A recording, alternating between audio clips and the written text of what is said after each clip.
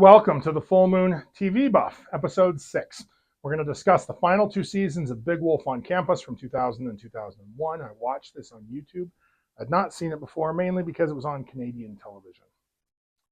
As always, we start with the prominent crew and cast. You can always find links to a more complete credit list in the show notes. The showrunners are Peter Knight and Chris Briggs. Prominent directors were Eric Kenuel, Carl Goldstein, Mark Jean, Peter Marshall, Adam Weissman, and Daniel Grau. Prominent writers were Chris Biggs, Peter Knight, Barry Julian, Jim Bernstein, Michael Shipley, Robert L. Baird, Dan Kopelman, Joseph Malazzi, Paul Mully, Jonathan Goldstein, Brian Gerwitz, and Maggie Bendour. The effects makeup was by Eric Gosselin, Julie Brisbois, and Manon Boucher. We previously covered Peter Knight, Chris Briggs, Eric Gosselin, Julie Brisbois, Manon Boucher, Adam Weissman, Jim Bernstein, Michael Shipley, Dan Kopelman, Joseph Malazzi, and Paul Mully in the first season of this show.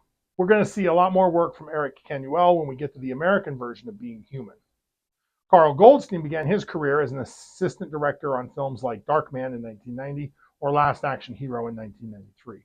Between 1997 and 2006, Goldstein became an episodic television director for action comedy shows aimed at the young adult market. Goldstein is currently working on a documentary about the Indigenous actor Graham Greene entitled No Reservation Required. Mark Jean is a seasoned television actor who has directed many hours of episodic television. He taught filmmaking at the USC School of Cinematic Arts, and he's also a novelist. Recently, Mark has directed a steady stream of movies for Hallmark and Lifetime. Peter Marshall is the author of the book Making the Magic Happen, The Art and Craft of Film Directing. Peter has directed over 30 episodes of TV. As a first assistant director, Peter has worked on Dawn of the Dead, The Butterfly Effect, and Happy Gilmore. Daniel Grau has quite a few French language film and television credits, but the project I was most impressed with was the TV show Vikings. Barry Julian has 7 Primetime Emmy Awards as a writer for Stephen Colbert's across his TV shows and specials. Robert Baird went on to write Monsters University and Big Hero 6. Jonathan Goldstein started here, but had moved on to writing Spider-Man Homecoming in 2017 and writing and directing the shockingly amazing Dungeons & Dragons Honor Among Thieves from 2023. This is one of Brian Gerwitz's few traditional TV or film credits. He has a long career writing for professional wrestling, notably the WWE and WWF. Unsurprisingly, he wrote the Big Wolf on Campus wrestling episode and one other episode with very strong wrestling energy. Maggie Bendour moved on from his first job into television, helped producing and writing 2 brilliant TV sitcoms, Malcolm in the Middle from 2002 to 2004 and Community from 2011 to 2013. The regular cast includes Danny Smith as Merton J. Dingle, Brandon Quinn as Tommy Dawkins, Dominic DeRosa as Tim Eckert, Rob DeLue as Travis Eckert, and Amy Castle as Laurie Baxter. We previously covered Danny Smith, Brandon Quinn, Dominic DeRosa, and Rob DeLue when we reviewed the first season. Amy Castle started as a child actress with credits when she was 5. She did a few films like Laserhawk in 1997. After Big Wolf on Campus, it seems she took a break from performing before returning as a voice actress in video games and animation such as GTA 5 and Ice Age Continental Drift. Notable guest stars include Jack Mosshammer as Dean Dawkins, Natalie Vancier as Becky Dingle, Jane Wheeler as Sally Dawkins, Alan Fawcett as Mayor Bob Dawkins, Peter Kelligan as B. Gordon Berry, also Satan, Ron Truddier as Dr. Apocalypse, Graham Greene as the Ferryman, Corey Haim playing himself, Patrick McKenna as Mr. Geiger, and Corey Feldman also playing himself. We also discussed Jack Mosshammer, Natalie Vancier, Jane Wheeler, and Alan Fawcett last episode. And we previously discussed Peter Kelligan when we discussed Ginger Snaps from 2001. Ron Trottier was a World's Strongest Man competitor and professional wrestler. This is one of his few acting roles. Graham Greene is a renowned actor from the Six Nations Reserve in Ontario. A member of the Oneida Nation, Greene initially worked as a steelworker, welder, and draftsman before discovering his passion for acting in his 30s. Greene's breakthrough role came in 1990 when he played Kicking Bird in Dances with Wolves, earning him an Academy Award nomination for Best Supporting Actor. This performance established him as one of the most prominent Indigenous actors in North America. Throughout his career, he has worked consistently to break stereotypes and bring depth to Native American and First Nation characters. His impressive filmography includes notable roles in films such as The Green Mile, Die Hard with a Vengeance, and Transamerica. On television, he has appeared in numerous series, including Northern Exposure, The Red Green Show, Longmire, and Reservation Dogs. He recently appeared in the MCU series Echo. We will see a lot more of him in our very next television show, Wolf Lake. Despite his success, Green remains selective about his roles, preferring projects offering meaningful representation of indigenous peoples. Corey Haim plays himself here. We talked much more about him when we covered Silver Bullet from 1985. Related to this show, it is pertinent to add that Corey Haim is Canadian. Patrick McKenna rose to prominence in the 90s through his television roles. He is probably best known for his portrayal of Harold Green in The Red Green Show, a Canadian comedy series that ran from 1991 to 2006. His character became a fan favorite. McKenna also garnered recognition for his role as Marvin Westwood in the series Traitors. Beyond these signature roles, McKenna has worked extensively in voice acting for animated series and has appeared in numerous Canadian television productions. He's been open about his experiences with ADHD, having been diagnosed as an adult, and works to raise awareness about the condition. Corey Feldman, who also plays himself, began his career as a child actor. He exploded to fame with roles in the 80s in films like Friday the 13th, The Final Chapter, and Gremlins both in 1984, The Goonies in 1985, Stand By Me in 1986, and The Lost Boys in 1987. He often collaborated with Corey Haim, earning them the nickname The Two Coreys. Feldman faced personal struggles, including substance abuse and legal emancipation from his parents at the age of 15. He has been vocal about experiencing abuse in Hollywood, advocating for the protection of child actors. Beyond acting, he pursued a music career, releasing albums and touring, though with mixed reception. In his 2013 memoir, Choreography, he detailed his Hollywood experiences, his friendship with Haim, and the challenges of child stardom. Haim's death in 2010 deeply impacted Feldman, who continues to honor his memory and advocate for industry reform. Despite these challenges, Feldman remains active in the entertainment industry through independent films, reality TV, and music. Notably, Feldman is from Reseda and is not Canadian. I didn't recommend the first season. Do I recommend the second and third? First, the quality of the video transfer uploaded to YouTube significantly improved over the first season episodes. Second, the character of Laurie Baxter is a much better fit for the show than Stacey Hansen. Third, the introduction of the evil werewolf syndicate as a recurring threat to Tommy adds needed stakes to the narrative. It's still a sitcom aimed at kids and teenagers, but I did find it moderately enjoyable now. So I give the second season a lukewarm recommendation. Unfortunately, the third season gets too silly for my tastes, and it drops all the promising evil werewolf syndicate for most of the season. To review the premise, the central plot revolves around a teenager named Tommy P. Dawkins, bitten by a werewolf. He battles supernatural entities, keeping his hometown, Pleasantville, safe. Tommy's first season love interest, Stacey Hansen, is written off the show in the first 2 minutes of the second season. She's left for college early. A new love interest, Laurie Baxter, shows up 1 minute later. She immediately becomes a much better fit and instantly improves the show. This isn't to say that Rachel Lefevre was a bad actress. The character Stacey didn't fit the show. Moving on to the core characters, when we covered the first season of the show, we already discussed Tommy Dawkins, Merton Dingle, TNT, Dean Dawkins, and Becky Dingle. The biggest change is that TNT stepped up their role as a recurring antagonist and werewolf hunter. On a lesser note, Tommy has a dumb haircut in season 2. Laurie Baxter is a much more active participant in the show. She's not like the other girls. Oh, she's pretty and she's into Tommy, but she's not obsessed with makeup, dances, and boys. She's an accomplished kickboxer, photographer, and goth light. She can even be a tad aggressive at times, which allows Laurie to serve as an intriguing, brainwashed antagonist later in season 2. Also, perhaps Laurie is the niece of first season's English teacher, Miss Baxter? Okay, I got 2 seasons worth of synopses to get through. If this is boring to you, jump ahead. Hello, Nasty. Tommy wolfs out to beat the ghost of a football player behind the Pleasantville football team's 61-year losing streak against Pleasantville Catholic High and win the game. Laurie Baxter, a student at the Catholic school, takes a photo of the ghost. She joins Tommy and Merton at their high school and in their battle against the supernatural. Episode 2, Frank Stein. Tommy wants to tell Laurie that he is the Pleasantville werewolf. While dominating a quiz bowl tournament, Merton draws press attention. Dr. Frank Stein attempts to steal his brain to place it inside his creation. Merton sympathizes with Dr. Stein being ostracized for his brilliance. Tommy saves Merton. Laurie is putting 2 and Tommy together. Episode 3, Tommy Dawkins. A wormhole sends Tommy and Merton back to 1989. A Russian named Boris follows and changes the outcome of the Cold War, although I'm pretty sure that was decided by 1989, leading to the collapse of the United States and the worldwide embrace of communism. Tommy and Merton foil the communist plot and save America. Tommy tries and fails to warn his past self about the werewolf attack that will change his life. Episode 4, The Girl Who Spied Wolf. Tommy draws the attention of the evil werewolf syndicate. They are disappointed that he is a good werewolf. The syndicate accidentally convinces Lori that Tommy isn't the werewolf by letting her see him and a werewolf together. However, since she knows that the Pleasantville werewolf is a good guy, she is easily captured and used as bait. Lori sees Tommy wolf out to battle the syndicate werewolf. Lori unleashes her own kickboxing skills, and the pair prove victorious. Lori officially joins Team Tommy.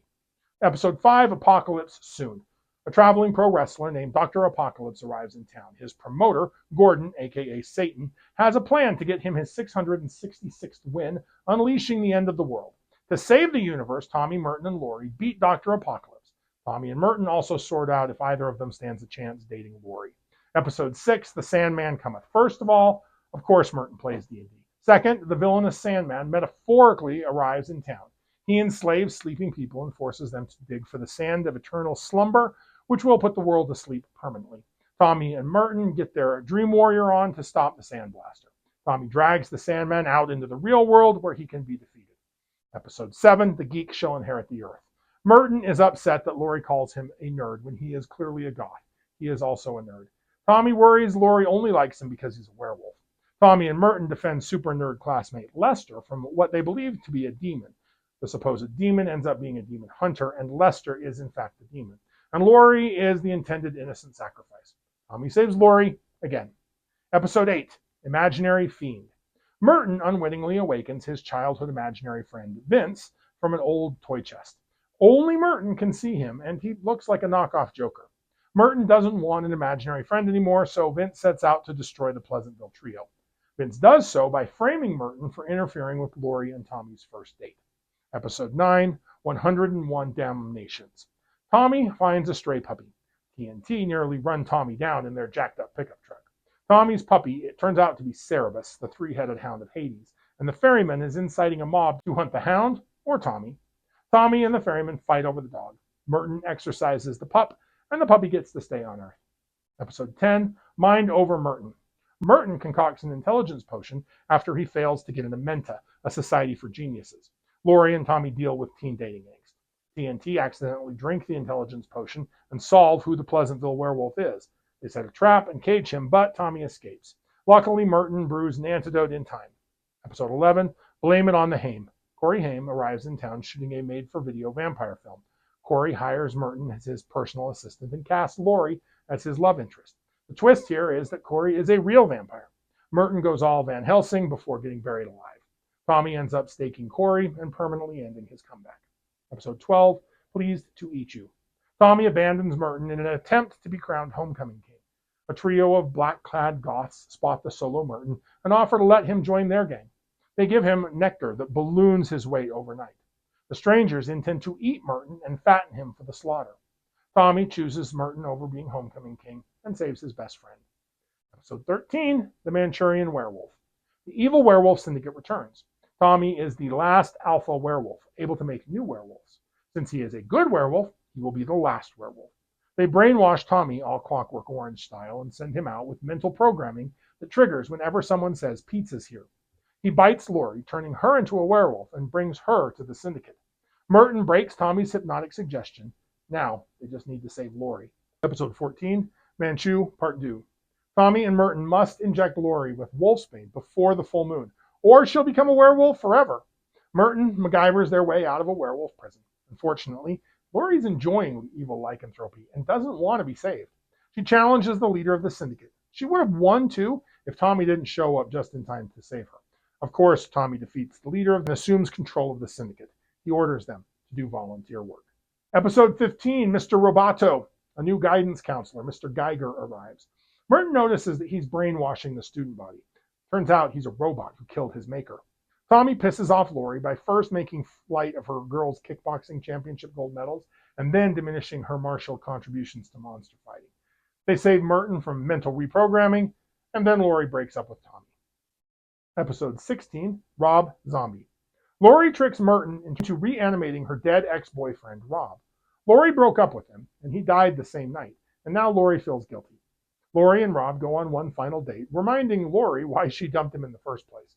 Merton accidentally reanimates a lot more zombies, which Tommy and Laurie fight off until Merton figures out the arcane scroll and returns them to the grave. Tommy copes with Laurie's breaking up with him. Episode 17, Fear and Loathing in Pleasantville. A demon called Phobius feeds on horror. He traps victims in their nightmares until they die of shock. Tommy has a rebound girlfriend named Tori, reminding us a normal girlfriend does not work. Tommy initially does well against Phobius before the demon figures out that Tommy fears his lycanthropy means he'll be alone forever. Tommy overcomes his fear and saves the day. Episode 18, Faltered States. Merton gets a job as a test subject for Dr. Heinrich Laszlo. His job turns him into a caveman through sensory deprivation and chemical injections. At first, it's just hair growth and an aggression, allowing him to stand up to TNT and get a date with Raven St. Clair. Laurie and Tommy have a bowling competition to see who gets to keep their Beck concert tickets. Merton goes complete primate and faces off against Tommy. Merton and Raven go to the Beck concert. Episode 19, Butch is back. TNT re-releases the 50s bully Butch Jenkins while watching an old sci-fi film. Laurie gets detention for robbing a vending machine. This time, Butch pulls Laurie into the flick. Tommy and Merton follow them into the film and use Golden Age sci-fi logic to save her. Unfortunately, Butch gains atomic powers and chases them back to the real world, where Butch and Tommy square off. Tommy tosses Butch back into the movie. Episode 20, Voodoo Child. The new school nurse, St. Jacques, notices Merton's supernatural knowledge and darker qualities and chooses to pass along his voodoo wisdom to him. Laurie struggles with public speaking. St. Jacques uses voodoo dolls to control the student body. Tommy confronts St. Jacques, whose voodoo has no power over the werewolf. St. Jacques makes Merton fight Tommy. It's not really a fight. Episode 21, She Will Rock You. Continuing Pleasantville's string of dangerous exchange students, Melissa Gorgonopoulos' real name is Medusa. Of course, Tommy is immune to her powers. She falls for him. Merton falls for her. Merton takes the latest reaction hard. Laurie and Merton end up kissing. Merton ends up frozen in stone as a season-ending cliffhanger. Episode 22, Clip Show, The Kiss of Death. Death is back to reap Tommy's soul, and he is pissed he got tricked last time. Tommy, Merton, and Laurie review all of the good things that the group has accomplished over the past 2 seasons through the use of conveniently culled clips from the show. In the end, Death takes the copyright to the theme song. On to Season 3, Episode 1, Stone Free. Merton is still petrified. Tommy and Laurie have completely new hairdos, which they hang a lantern on. Luckily, Merton left multiple videos with comprehensive instructions to save him from any threat. Tommy pawns his rookie John Elway card and buys a spell, reverting Merton to normal but leaving him sick and blind. Tommy fights Cyclops for an unscrupulous fight promoter to obtain the cure. Episode 2, Everybody Fang Chung Tonight. Merton hosts a radio show on the supernatural. A lovely vampiress named Cassandra calls in and asks Merton out. Cassandra falls for Merton and makes him a vampire. Unfortunately, she and her fellow vampires feed exclusively on werewolf blood.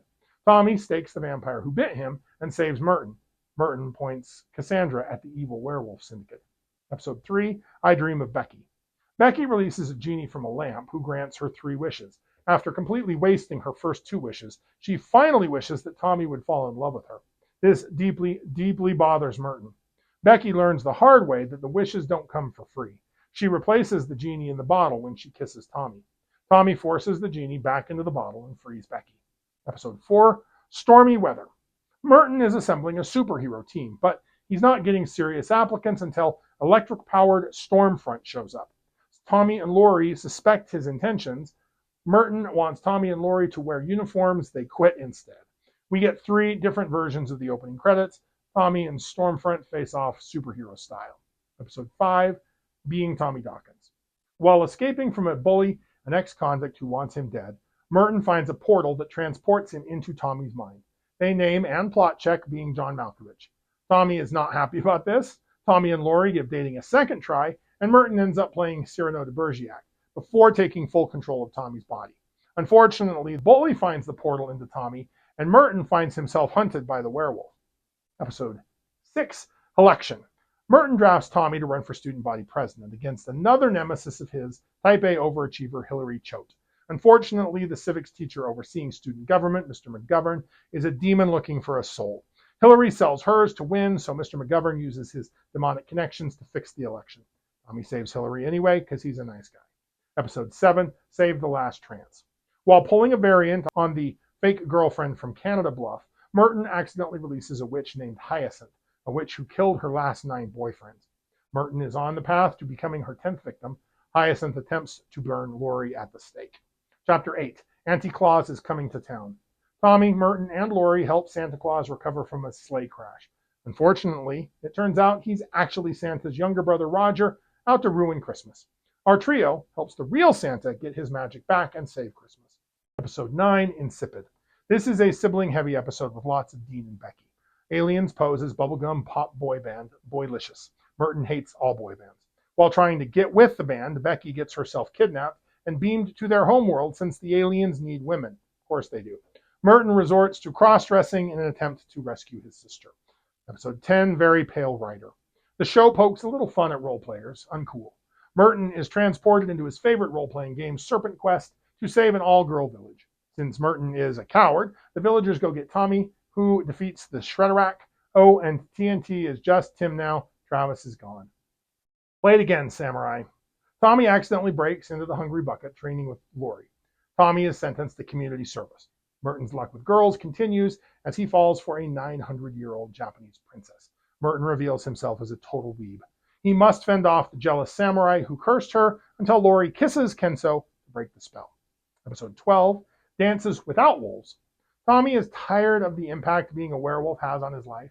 His wish to be normal somehow shifts him to a parallel universe where he injured his knee and never became the werewolf. Instead, Tommy's rival Chuck became an evil werewolf instead. Tommy must convince Merton and Laurie to help since they don't recognize him. Tommy fights Chuck without his powers and gets turned into a werewolf again, somehow sending him back to his original timeline. Episode 13, Baby on Board. After learning a few episodes ago that aliens are real, Merton extends his search for love to the stars. He ends up impregnated by an alien. Tommy futilely hits on Laurie's college admissions officer in a very weird B-plot. It turns out Merton isn't gestating the alien embryo, he's incubating a parasite and will not survive extraction. Tommy, of course, saves the day. Episode 14, The Boy Who Tried Wolf. Tommy bites Merton during a dental procedure. Merton fakes taking the wolfsbane cure since he really craves being a werewolf. Demetrio, a werewolf exterminator and cheap Rutger Hauer knockoff, comes to town. Despite his best intentions, Merton becomes evil. Laurie tricks Merton into biting her to deliver werewolf antibodies from when she almost became a werewolf. Episode 15, The Mertonator. An unstoppable killer cyborg resembling a buff Merton travels from the future and hunts Tommy. So we're doing a Terminator pastiche. A different cyborg, this one looking like Tommy, shows up to fake Tommy's death and trick the Mertonator into self-destructing. When this plan fails, the trio have to turn its own laser arm on itself and vaporize it. Episode 16, What's Blood Got to Do with It? 2 mysterious girls buy dates with Tommy and Merton. Well, Merton has to pay for his own date. Tristan is the princess of Lycanthropy, a tropical island kingdom of werewolves, who has fallen in love with Tommy. She wants him to join her and become king. When Tommy doesn't want to give up his life in Pleasantville, King Augustus agents spirit Tommy to Lycanthropy. Tommy fights the king for his freedom. I do hope Tommy and Tristan eventually end up together. They were cute together. Episode 17, we're getting close. There's something about Laurie. Laurie starts dating nice guy Adam. Unfortunately, the mysterious phantom of the factory mistakes Laurie for his beloved who died 70 years ago. He scares Adam away, but she thinks Tommy is the one doing it. Tommy thinks Adam is the phantom. The confusion allows the phantom to kidnap Laurie. Since Laurie is not a damsel in distress, she escapes on her own. The crew engages in some song and dance before stage combat ends the phantom threat permanently. Episode 18, Switch Me Baby One More Time. New girl Alice obsesses over Laurie in a single white female type situation. First, she mimics everything about her before swapping bodies with her. She planned well enough that she even manages to confuse Tommy and Merton for a hot minute. Little things start to clue them in, but it's her ignorance of Tommy's lycanthropy that trips her up in the end. Episode 19, What's the Story, Morning Court? Our trio graduates from high school. They know the show is ending when they call out they only have 2 weeks left. Corey Feldman, good friend of Corey Haim, who Tommy killed in the second season, visits Pleasantville to investigate Haim's disappearance. When he finds out the trio staked Haim, he's got revenge on his mind. He ends up like his dead friend. Episode 20, Thanks. Bad girl Sloane plays Tommy and Merton against each other. She kills Merton with a kiss and manipulates Tommy into a date to the prom. Laurie ends up going with a 14-year-old. Sloane is a bounty hunter working for the one surviving member of the evil werewolf syndicate. Sloan offers to resurrect Merton if Tommy will surrender his alpha powers. Tommy nobly agrees, but Merton possesses her first and kisses his own dead body? Kinda? The trio splits up to go to college. The end. Episode 21, a clip show, The Sum of All Fears. As a series finale, actors Brandon Quinn, Danny Smith, and Amy Castle host a best of episode featuring best episodes, best villains, male and female, etc., based on fan voting. They also show deleted scenes and outtakes. Let's talk about the season arc. The second season introduces an ongoing plot concerning the evil werewolf syndicate. They cannot stand the fact that Tommy uses his werewolf powers selflessly instead of selfishly. On top of that, since Lori knows about Tommy's lycanthropy, their developing relationship becomes an arc rather than an obstacle. Additionally, Tim and Travis become more regular, if mostly ineffective, werewolf hunters. Finally, the show settles on a format where Tommy gives a voiceover introduction to each episode. In the third season, a recurring plot has Merton begin dating a girl who turns out to be a supernatural threat. Poor Merton. The makeup job is another area where the show improved between seasons. It's still not great, but it's a better execution of the same look, and it gets better in season 3. I accept the show creators had to be frugal with a thin budget, so they get some slack. The werewolf look is very simplistic, a bushy hairstyle with sideburns linked to a mustache, eyebrows, and a soul patch, contact lenses, prosthetic nose and ears, furry arms and hands, and clawed fingertips. The transformation continues to remind me of a live-action adaptation of Fangface. It does strain credulity that no one recognizes Tommy in his werewolf form. He's just Tommy with some facial hair. Moving on to Werewolf Lore. Merton is our go-to expert on all things supernatural. He's not just knowledgeable about Tommy and lycanthropy, he's a walking encyclopedia on vampires, ghosts, and every paranormal phenomenon you can think of. He quotes a wide range of literary and digital sources, though it seems Professor Flugelhof's work has fallen out of favor. Tommy's transformations are primarily tied to his emotional state, though the moon still plays a key role in dictating his social calendar. The second season tackles a common issue in werewolf stories, the missing lycanthrope horde problem. If lycanthropy is spread through werewolf attacks and a decent number of the victims survive, shouldn't the world be overrun with werewolves? Big Wolf on Campus offers a solution. Only alphas can create new werewolves. That said, the show never explains why Tommy is an alpha while the others aren't, but at least it's a start. Silver is confirmed as a weakness in season 2, though Tommy rarely faces it. Instead, the Pleasantville trio often use it against the evil werewolf syndicate. While the idea of a cure is occasionally teased, it's never a major focus, and for good reason. Being a werewolf isn't all bad for Tommy. In fact, it's mostly beneficial. The show doesn't dwell on high stakes, but imagine how different it would feel if Tommy were desperate for a cure. That would really shift the tone. So now, let's talk about why Lori is a better character than Stacey. When examining the character dynamics in Big Wolf on Campus, the change from Stacey Hansen to Lori Baxter is a significant improvement in character and in narrative engagement. While both characters served as female leads alongside Tommy Dawkins, Lori's introduction in the second season elevated the show. Perhaps the most significant advantage Lori has over Stacey is that she's not kept in the dark about Tommy's supernatural secret. Where Stacey remained unaware of Tommy's werewolf nature throughout her tenure, Lori was brought into the inner circle almost immediately. This awareness allowed for increased storytelling possibilities and more complex character interactions. Lori's role as an active participant in the show's adventures stands in stark contrast to Stacey's more peripheral position. While Stacey served as a love interest and occasional damsel in distress, Lori brought skills and agency to the team. Her martial arts abilities and willingness to confront supernatural threats head-on made her a full partner in Tommy and Merton's monster fighting endeavors. This active participation not only enhanced the show's action sequences, but also provided a more balanced ensemble dynamic. Perhaps most refreshingly, Lori had flaws. Unlike Stacey's idealized portrayal as the perfect popular girl, Lori came with rough edges and imperfections. Her quick temper, occasional stubbornness, and tendency to act before thinking made her feel more authentic and relatable. These character flaws didn't diminish her role, but rather enhanced it, creating opportunities for growth and adding complexity to her relationships with the other characters. In retrospect, the transition from Stacey to Lori demonstrates a show finding its footing and understanding how to better utilize its characters.